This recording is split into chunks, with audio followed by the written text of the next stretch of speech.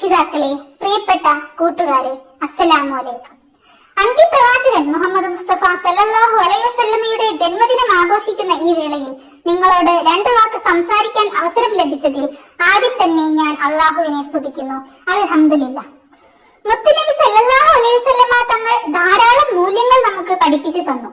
എന്റെ ഈ കൊച്ചു പ്രസംഗത്തിൽ അതെല്ലാം വിശദീകരിക്കാൻ കഴിയില്ലല്ലോ. അതുകൊണ്ട് ഏറ്റവും പ്രധാനപ്പെട്ട ഒരു സംഭവം ഞാൻ നിങ്ങളുമായി പങ്കുവെക്കാം. മുത്തുനബി സല്ലല്ലാഹു അലൈഹി വസല്ലമ തങ്ങൾ ഒരിക്കൽ പറയുകയുണ്ടായി, ഏത് പ്രതിസന്ധി ഘട്ടം വന്നാലും സത്യം മാത്രമേ പറയാൻ പാടുള്ളൂ. ഇത് വെറുതെ പറയുക മാത്രമല്ല അവിടുന്ന് ചെയ്തത്, അത് അവിടുന്ന് ജീവിതത്തിലൂടെ കാണിച്ചു തരികയും ചെയ്തു. അതുകൊണ്ട് തന്നെയാണ് മുത്തുനബി സല്ലല്ലാഹു അലൈഹി വസല്ലമയെ ശത്രുക്കൾ പോലും അൽ അമീൻ എന്ന് വിളിച്ചത്. ഒരിക്കൽ ഒരു അറാബി മുത്തുനബി സല്ലല്ലാഹു അലൈഹി വസല്ലമയുടെ അടുത്ത് വന്നുകൊണ്ട് പറഞ്ഞു, നബിയെ, എനിക്ക് എല്ലാ തെറ്റുകളിൽ നിന്നും ഒരേ സമയം മാറി നിൽക്കാൻ കഴിയില്ല പ്രവാചകരെ. ഏതെങ്കിലും ഒരു തെറ്റിൽ നിന്ന് മാത്രമേ എനിക്ക് മാറി നിൽക്കാൻ കഴിയൂ നബിയെ. ഈ സമയം നമ്മുടെ മുത്തുനബി സല്ലല്ലാഹു അലൈഹി വസല്ലമ തങ്ങൾ ആ അറാബിയോട് പറഞ്ഞു, നിങ്ങൾ ജീവിതത്തിൽ ഒരിക്കലും കള്ളം പറയരുത്. ഈ ഒരു തെറ്റിൽ നിന്നും നിങ്ങൾ മാറി നിൽക്കണം. ഇത് കേട്ട് ആ അറാബിക്ക് സന്തോഷമായി.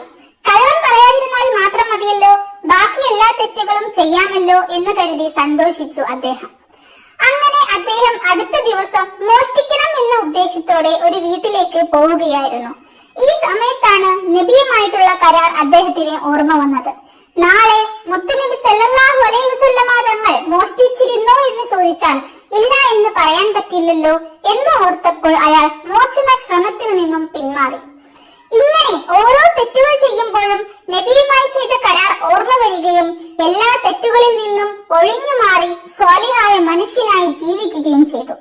ഇങ്ങനെയാണ് പ്രവാചകൻ അവിടുത്തെ അനുയായികളെ ഉപദേശിച്ച് സന്മാർഗത്തിലേക്ക് നയിച്ചിരുന്നത്.